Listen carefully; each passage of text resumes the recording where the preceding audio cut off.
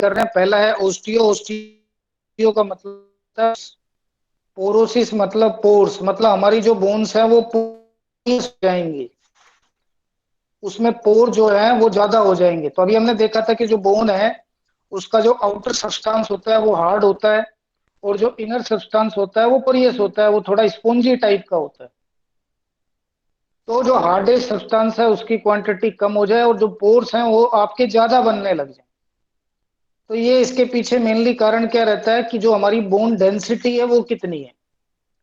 तो यहाँ पे यदि बोन डेंसिटी कम होती है तो हमारी बोन्स ज्यादा पोरियस हो जाएंगी, तो हमारी बोन्स ज्यादा ससेप्टेबल होंगी फ्रैक्चर्स के लिए।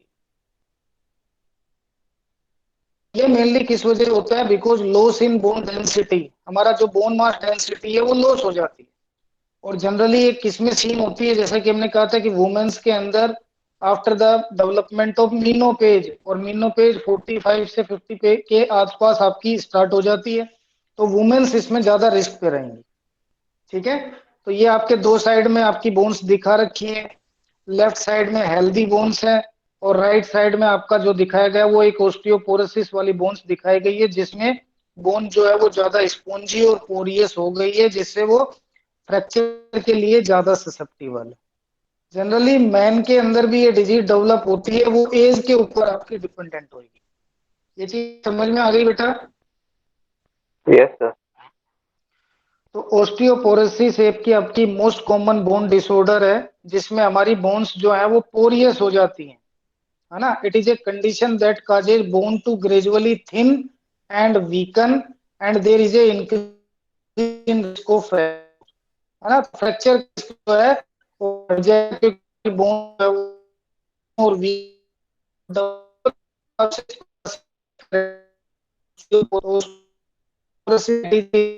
डिजीज जो बोन मास है micro architecture of bone tissue with consequent increase in bone fragility, and there is a less susceptibility to low trauma fracture। मतलब हमारी बॉडी का जो बोन मास है वो कम हो जाएगा, जिससे हमारा बोन का जो एक तरह से माइक्रो आर्किटेक्चर टिश्यू है ना, बोन्स का जो डिटेरियोरेशन होएगा, जिससे बोन्स के अंदर फ्रेजिबिलिटी, फ्रैक्चर्स, उनकी रिस्क जो है वो इंक्रीज हो जाएगी। इसको हम ओस्टियोपोरोसिस बोल रहे हैं। तो osteoporosis is a condition that is developed when density of bone mass is decrease. तो जैसे जैसे हमारी बोन मास डिक्रीज होएगा, ये डिजीज की रिस्क के डेवलपमेंट बढ़ जाएंगे। और अगर बोन मास कम होता है तो हम जानते हैं कि यहाँ पे फ्रैक्चर का रिस्क बढ़ जाता है, क्योंकि बोन जो है वो ज्यादा पोरियस हो जाएगी। So there is a high risk of fracture. तो हमारा जो बोन मास डेंसिटी, जिसको बार बार हम बोल रहे हैं, जिसको शॉर्ट फॉर्म में बीएमडी बोलेंगे, तो कितना होना चाहिए? ये 2.5 से स्कोर ज्यादा होना चाहिए। तो यदि ये बोन मास डेंसिटी स्कोर -2.5 या उससे कम है, तो उन पर्सन्स में इस डिजीज की रिस्क जो है वो ज्यादा होगी। ये चीज समझ में आ गई बेटा? यस। तो अभी जैसा कि हमने देखा था ओस्टियोपोरोसिस, ओस्टियोपोरोसिस दो टाइप की होती है। ये डिजीज को हम क्लासिफाइड करें तो there are two types of osteoporosis. पहली जो होएगी वो प्राइमरी ओस्टियोपोरोसिस होएगी, और दूसरी जो आपकी डिजीज होएगी वो सेकेंडरी ओस्टियोपोरोसिस होएगी। तो अब इसमें क्या डिफरेंस है बेटा? जो प्राइमरी ओस्टियोपोरोसिस होती है उसके अलग अलग नाम है। इसको हम जुवेनाइल ओस्टियोपोरोसिस भी बोलते हैं बेटा, या आइडियोपैथिक ओस्टियोपोरोसिस के नाम से भी जानते हैं, या पोस्ट मीनोपीजुअल ओस्टियोपोरोसिस नाम से भी जानते हैं। तो जैसे ये चैप्टर हमने स्टार्ट किया था और वीडियो भी दिखाया था, तो हमने कहा था कि वुमेन्स जो है वो ज्यादा रिस्क पे होती हैं, क्योंकि मीनोपेज के बाद में एस्ट्रोजन का लेवल कम हो जाता है। तो इसी वजह से इसको पोस्ट मीनोपेजुअल ओस्टियोपोरोसिस भी बोला गया। तो ज्यादातर वुमेन्स इसके लिए ज्यादा प्रोन होंगी। तो ये हार्मोन पे डिपेंडेंट है ये डिजीज, या दूसरी एज पे डिपेंडेंट है। इसलिए इसको जो ज्यादा रिलेटेड फैक्टर्स हैं वो एज और हार्मोन रिलेटेड फैक्टर्स होंगे, वो प्राइमरी ओस्टियोपोरोसिस कहलाएगी। तो जनरली ये पहली वाली हो गई। दूसरी वाली जो है वो सेकेंडरी ओस्टियोपोरोसिस है। तो सेकेंडरी ऑस्टियोपोरोसिस जो होती है वो जनरली ये वाली तो सर्टेन एज के बाद में हुई है, तो 40-50 साल के बाद में ये डेवलप होएगी प्राइमरी वाली। लेकिन जो सेकेंडरी है वो अर्ली स्टेज में ही आपकी स्टार्ट हो जाती है। तो इसके पीछे कारण क्या है? एक तो कंजेनिटल डाइट, यानी डाइट जो है वो पर्टिकुलरली प्रॉपर नहीं है, उसमें कैल्शियम सर फोस्फोरस की, हाँ बोला। सर नरपत को एंटर करना है। एंटर नहीं होगा, 10 आपका 15 मिनट बाद किसी को एंटर नहीं मिलेगा। अभी मेरे को वापस जाना पड़ता है स्क्रीन से उस पे। आपको 10 बार बता रखा है सभी लोगों को कि आप टाइम ले आओ, आपको 10 मिनट का स्लॉट दे रहे हैं तो भी नहीं आ रहे। अगला देखिए बेटा, सेकेंडरी ऑस्टियोपोरोसिस। ये अगर आप सर्टेन मेडिकेशंस या ड्रग्स ले रहे हैं तो उन ड्रग्स की वजह से भी ये डेवलप हो सकती है। तीसरा एंडोक्राइन के, क्योंकि हम जानते हैं कि हार्मोन आपका इंपॉर्टेंट रोल प्ले करता है। तो अगर हार्मोन से रिलेटेड आपको कोई डिजीज हो गई है या कोई ब्लड से रिलेटेड डिसऑर्डर हो गई है तो ये आपकी डिजीज डेवलप होगी, तो इसको हम सेकेंडरी ऑस्टियोपोरोसिस बोलेंगे। ये चीज समझ में आ गई बेटा? Yes, sir. Yes, sir. Yes sir. तो ये जो क्लासिफिकेशन किया गया है ये एक तरह से उसके एटियोलॉजी के हिसाब से क्लासिफिकेशन किया गया है। तो ये क्लासिफिकेशन है कि ऑस्टियोपोरोसिस को हमने दो पार्ट में डिवाइड किया है, एक प्राइमरी ऑस्टियोपोरोसिस और एक सेकेंडरी ऑस्टियोपोरोसिस। तो प्राइमरी ऑस्टियोपोरोसिस जैसा कि अभी हमने कहा कि ये एज से रिलेटेड है, जैसे जैसे हमारी एज बढ़ेगी तो हमें ये डिजीज डेवलप होगी। तो जो एज से रिलेटेड है वो तो आपकी टाइप 2 कहलाएगी, टाइप 2 प्राइमरी ऑस्टियोपोरोसिस। इसका दूसरा नाम सेनाइल ऑस्टियोपोरोसिस भी होता है। तो ओल्डर एज में ये रिस्क ज्यादा बढ़ जाएगी, जैसे हमारी एज बढ़ती है कि जो ऑस्टियो क्लास सेल्स है वो ज्यादा एक्टिवेट हो जाती है और ओस्टियोब्लास्ट सेल्स का एक्टिवेशन कम होता है। दूसरे टाइप की जो डिजीज है प्राइमरी ऑस्टियोपोरोसिस को हम दो पार्ट में डिवाइड कर रहे हैं। दूसरे वाली कहलाएगी टाइप 1 ऑस्टियोपोरोसिस। ये अभी हमने कहा कि वुमेन्स में रिस्क ज्यादा होती है। तो पोस्ट मीनोपॉज़ल, जब आपका एस्ट्रोजन का लेवल कम हो जाएगा फीमेल्स में तो उस केस में ये डिजीज आपकी डेवलप होएगी। तो प्राइमरी ऑस्टियोपोरोसिस को हमने दो पार्ट में डिवाइड कर दिया, type 1 post menopausal osteoporosis and type 2 senile osteoporosis. Type 1 females में है जो मीनोपेज के बाद में डेवलप हो रही है, क्योंकि एस्ट्रोजन का लो लेवल रिस्पॉन्सिबल होता है बोन को पोरियस करने के लिए। और टाइप 2 जो है वो एज के साथ रिलेटेड है, ये मेल फीमेल दोनों में ये रिस्क फैक्टर्स है। ये समझ में आ गया बेटा? Yes, sir. अब जो दूसरे टाइप की हमने बताई है वो कौन सी है बेटा? Secondary osteoporosis. तो सेकेंडरी ऑस्टियोपोरोसिस को यदि पर्टिकुलरली हम देखें तो इसके कई कारण है, जैसे कैल्शियम की डेफिशिएंसी एक इंपॉर्टेंट कारण है। हम डाइट में प्रॉपर, क्योंकि डाइट अगर आपकी प्रॉपर नहीं होएगी तो जो बोन की ग्रोथ के लिए आपका एसेंशियल कंपोनेंट है अगर वो आपके डाइट के अंदर इंक्लूड नहीं है तो हमारे को ये सेकेंडरी टाइप की ऑस्टियोपोरोसिस डेवलप होएगी। तो अब आपका जैसे कि सेकेंडरी में आपका जो डाइट की वजह से होती है, यदि आप डाइट के अंदर कैल्शियम की डेफिशिएंसी है या विटामिन डी की डेफिशिएंसी है या माल न्यूट्रिशन है, आप फूड प्रॉपर इनटेक नहीं कर रहे हो, तो इसका एक कारण हो सकता है। दूसरा एंडोक्राइन डिजीज है, जैसे आपको हाइपरथायरॉयडिज्म या आपके हार्मोन से रिलेटेड डिसऑर्डर्स हो गई तो भी उस केस में आपको क्या होएगा बेटा? जैसे हम जानते हैं कि थायराइड ग्लैंड, जैसे आपका पर्टिकुलर बात करें तो थायराइड के आपके जैसे थायराइड और पैराथायराइड, पैराथायराइड से एक आपका हार्मोन रिलीज होता है calcitonin. Calcitonin blood glucose level को रेगुलेट करता है। तो यदि आपकी उसकी डेफिशिएंसी एक्सेस हो रहा है तो उसकी वजह से बोन्स जो हैं वो आपकी ज्यादा फ्रेजाइल होती जाएंगी। हम जानते हैं हमारे ब्लड के अंदर जो कैल्शियम होता है वो एक्स्ट्रा क्वांटिटी में होता है, वो ज्यादा आपका लिबरेट आउट हो जाता है, रिलीज हो जाता है या एक्सक्रिएट हो जाता है यूरिन के थ्रू। तो यदि हमें रिनेल से रिलेटेड डिजीज है जिसमें कि कैल्शियम ज्यादा एक्सक्रिएट हो गया है तो भी हमें ये डिजीज डेवलप हो सकती है। या गैस्ट्रो इंटेस्टिनल लीवर से रिलेटेड और जीआईटी से रिलेटेड डिजीज हो गई है। या बोन मैरो इन्फिल्ट्रेशन जिसमें ल्यूकीमिया हो गया है, WBC काउंट बढ़ गया है, या माई एलोनोमा मतलब सर्टेन टाइप्स का कैंसर डेवलप हो गया है, तो भी हमारे को सेकेंडरी ऑस्टियोपोरोसिस की रिस्क बढ़ सकती है। कुछ ड्रग्स पर्टिकुलरली यदि हम लेते हैं तो वो ड्रग्स क्या काम करती हैं, सर्टेन टाइप्स के कैल्शियम के ब्लड से बोन के अंदर जो कैल्शियम एब्जॉर्ब होता है उसको वो डिक्रीज कर देती हैं और बॉडी से कैल्शियम के एक्सक्रिएशन को बढ़ा देती हैं। वो एक्स्ट्रा कैल्शियम फीकल या यूरिन के थ्रू एक्सक्रिएट हो जाता है। तो ऐसी कई ड्रग्स है, जैसे स्टीरॉयड अभी काफी चल रहा है, कोर्टिकोस्टीरॉइड्स। जो स्टीरॉइड्स होते हैं वो कैल्शियम के एब्जॉर्प्शन को कम करते हैं। तो भले ही आप डाइट में कैल्शियम ज्यादा ले रहे हो, लेकिन स्टीरॉयड क्या काम करता है, उस कैल्शियम का जीआईटी से एब्जॉर्प्शन ही कम कर देता है। और यदि कैल्शियम ही कम एब्जॉर्ब हुआ तो ऑटोमेटिकली ब्लड में कम कैल्शियम पहुंचेगा, वो बोन्स में कम जाएगा, जिसकी वजह से ऑस्टियोपोरोसिस डेवलप होगी। या एक और आपकी कुछ मेडिसिन होती है, जैसे हिपेरिन एंटीकोगुलेंट है, तो ये भी आपका ऑस्टियोपोरोसिस सेकेंडरी टाइप का डेवलप करेगा।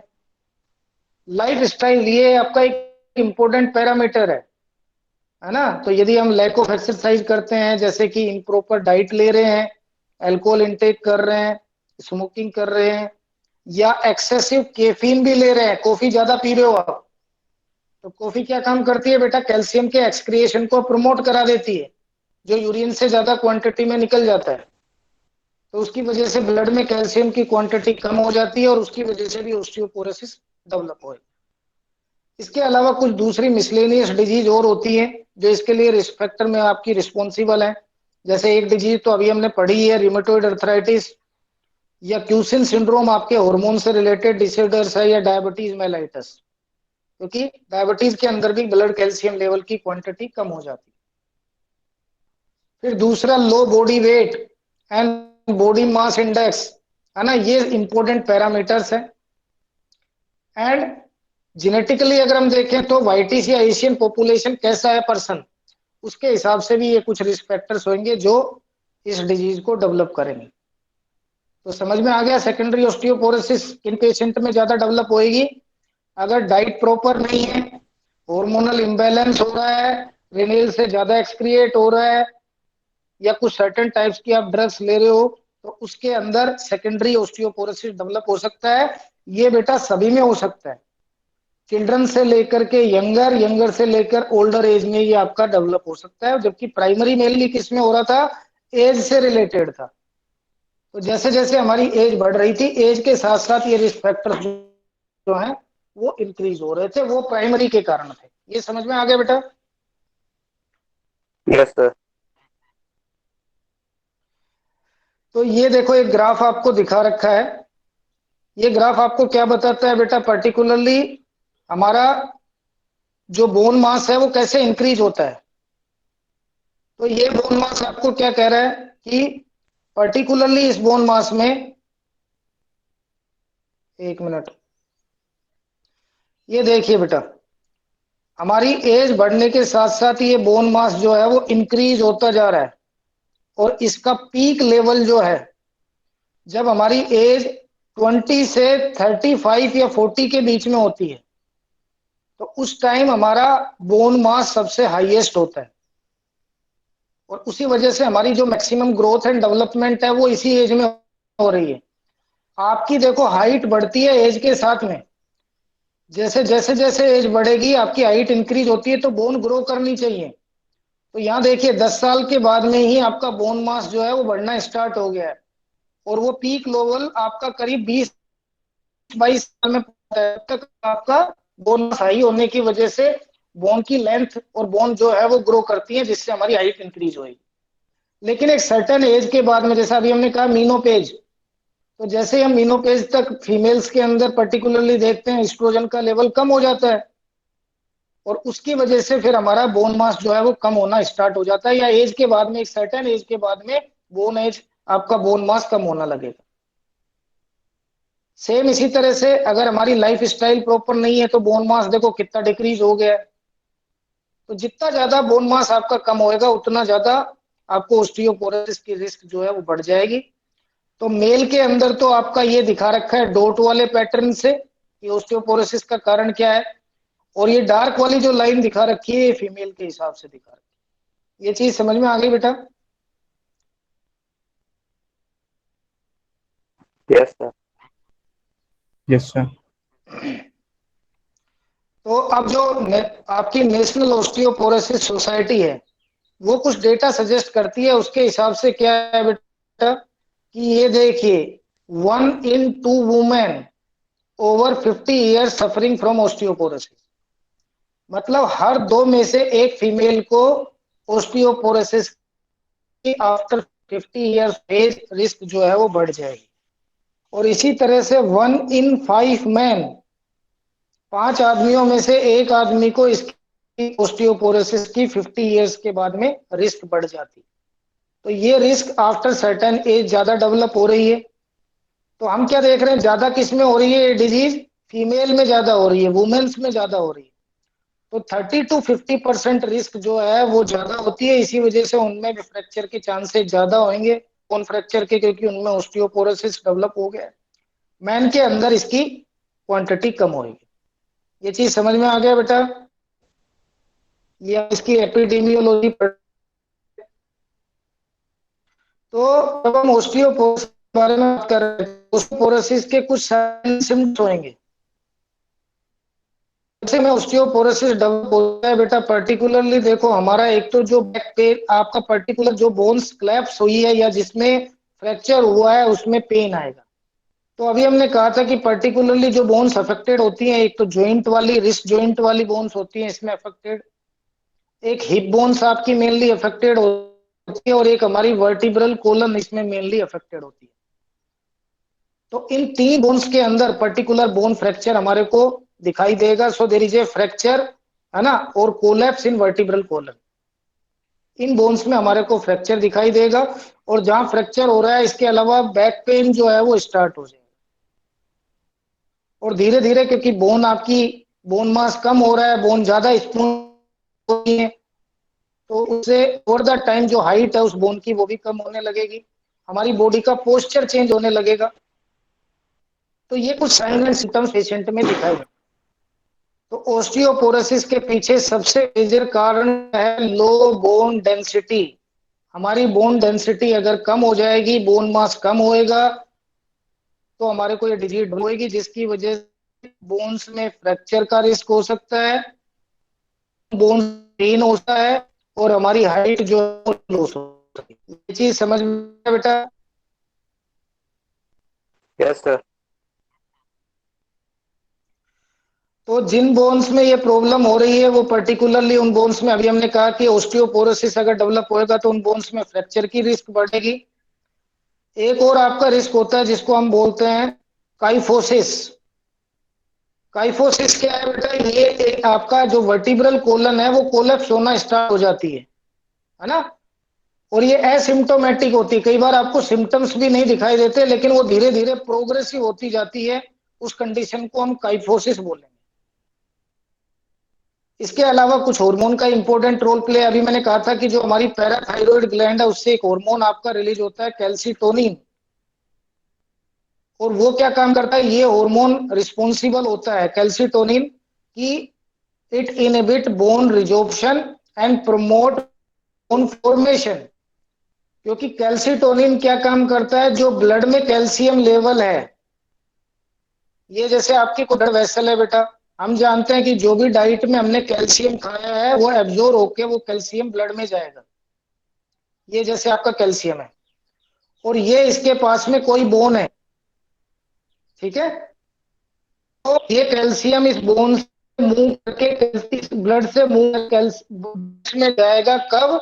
जब कैल्सीटोनिन हार्मोन जो है वो ज्यादा रिलीज होगा, ठीक है, सॉरी, कैल्सीटोनिन हार्मोन जो है वो कम रिलीज होगा।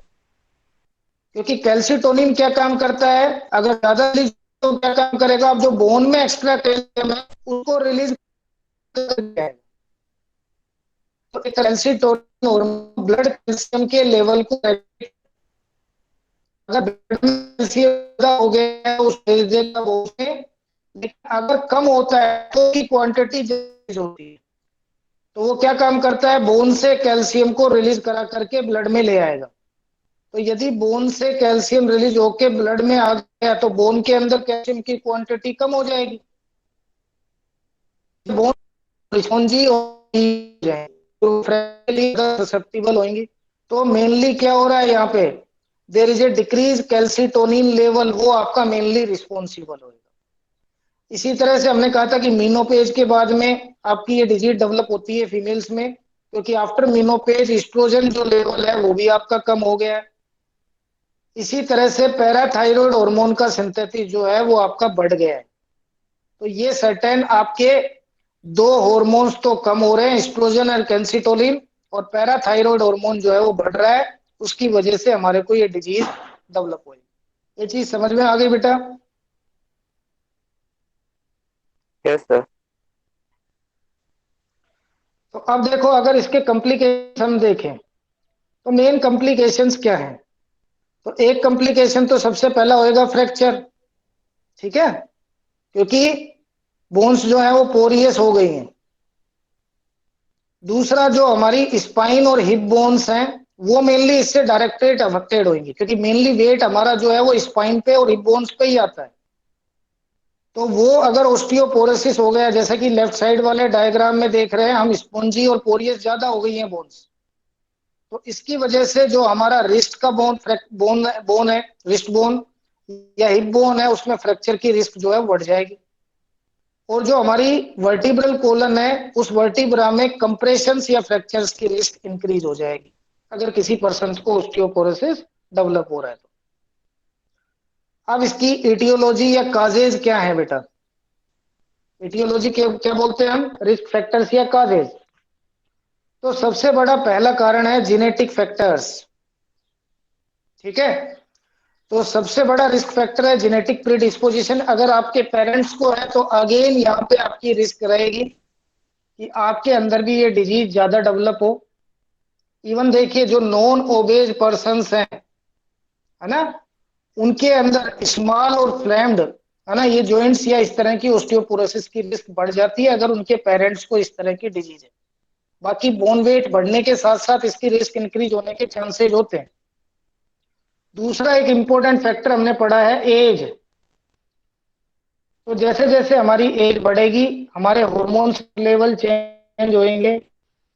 तो स्पेशली एज बढ़ने के साथ साथ मैन के अंदर तो टेस्टोस्टेरोन और फीमेल के अंदर एस्ट्रोजन हार्मोन्स का लेवल कम होएगा, और ये लेवल कम होने की वजह से हमारा बोन मास इंडेक्स कम होएगा, बोन पोरियस होंगी और ओस्टियोपोरोसिस की रिस्क जो है वो बढ़ती जाएगी। इसी वजह से हम कह रहे थे जो प्राइमरी ओस्टियोपोरोसिस है वो 40 या 50 साल के बाद में आपकी रिस्क उसकी बढ़ जाती है।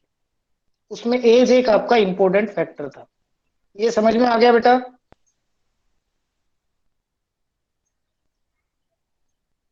यस बच्चे सर। समझ में आ गया? अब नेक्स्ट देखिए फिजिकल एक्सरसाइज। तो ये मेनली सेकेंडरी लाइफ स्टाइल, आपकी सेकेंडरी ओस्टियोपोरोसिस के लिए रिस्क ज्यादा होती है। अगर हम एक्सरसाइज नहीं कर रहे हैं तो हमारी बोन्स इतनी ज्यादा रिजिड नहीं रहेंगी, उनका बोन मास इंडेक्स जो है वो पर्टिकुलरली एक तरह से इंक्रीज हो जाए, कम होएगा। यहाँ पे गलती से लिख दिया इंक्रीज, और जिससे risk of, there is a increase in risk of osteoporosis, कि जब लो बोन मास होता है तो उस केस में ओस्टियोपोरोसिस की रिस्क बढ़ जाती है। वो किस पे डिपेंड करती है? फिजिकल एक्सरसाइज पे भी। रेगुलरली फिजिकल एक्सरसाइज करेंगे हमारी बोन्स ज्यादा रिजिड होंगी, बोन मास इंडेक्स ज्यादा बढ़ेगा, हमारे को ओस्टियोपोरोसिस की रिस्क कम होएगी। लेकिन हमारी लाइफ स्टाइल यदि सेडिमेंट्री है, हम एक्सरसाइज वगैरह नहीं करते हैं, तो उस केस में ओस्टियोपोरोसिस की रिस्क ज्यादा होगी। फिर लाइफ स्टाइल हमारी कैसी है? हम में से कई लोग जो हैं वो दिन में कई कप कॉफीज पी जाते हैं। तो consumption of coffee and alcohol drinking, smoking and lack of exposure of sunlight, आप सनलाइट में भी कम निकल रहे हैं क्योंकि सनलाइट से हमारे को विटामिन डी मिल रहा है। तो मेनली बोन का जो फूड है वो तो दो ही चीजें हैं बेटा, कैल्शियम एंड विटामिन डी। अगर इन चीजों की कमी होगी तो उसकी वजह से भी हमारे को ओस्टियोपोरोसिस की रिस्क बढ़ेगी।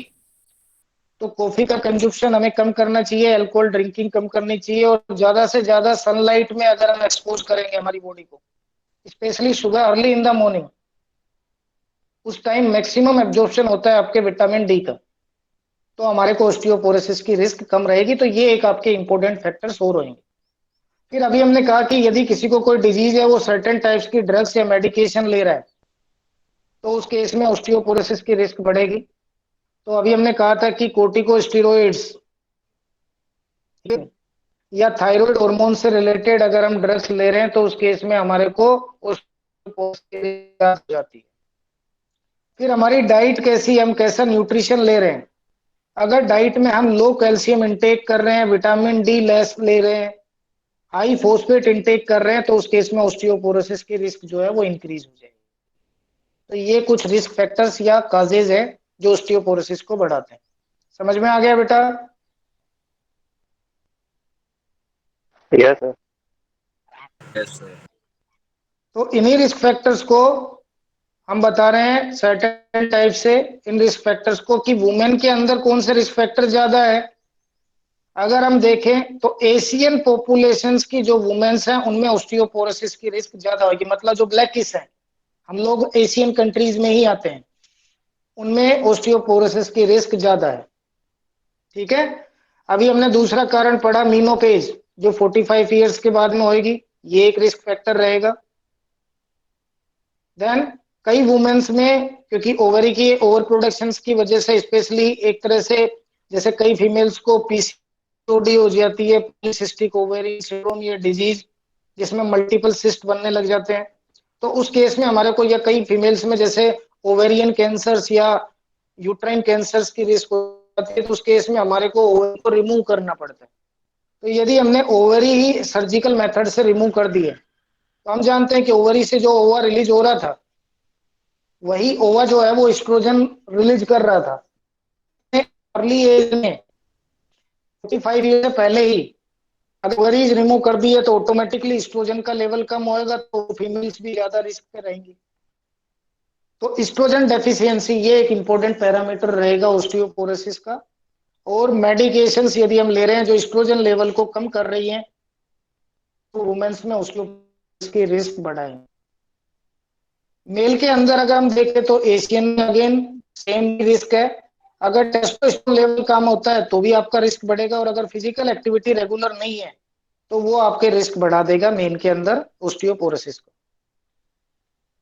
जो दोनों में कॉमन फैक्टर ऑस्टियोपोरोसिस, एक तो एज इंक्रीज होने के साथ ऑस्टियोपोरोसिस की रिस्क बढ़ रही है, बॉडी वेट लो है तो रिस्क बढ़ेगी, अगर डाइट में कम कर रहे हैं तो भी इसकी रिस्क बढ़। देन हिस्ट्री, हमारी लाइफस्टाइल, फिजिकल है ना, भी अगर फैक्टर हमने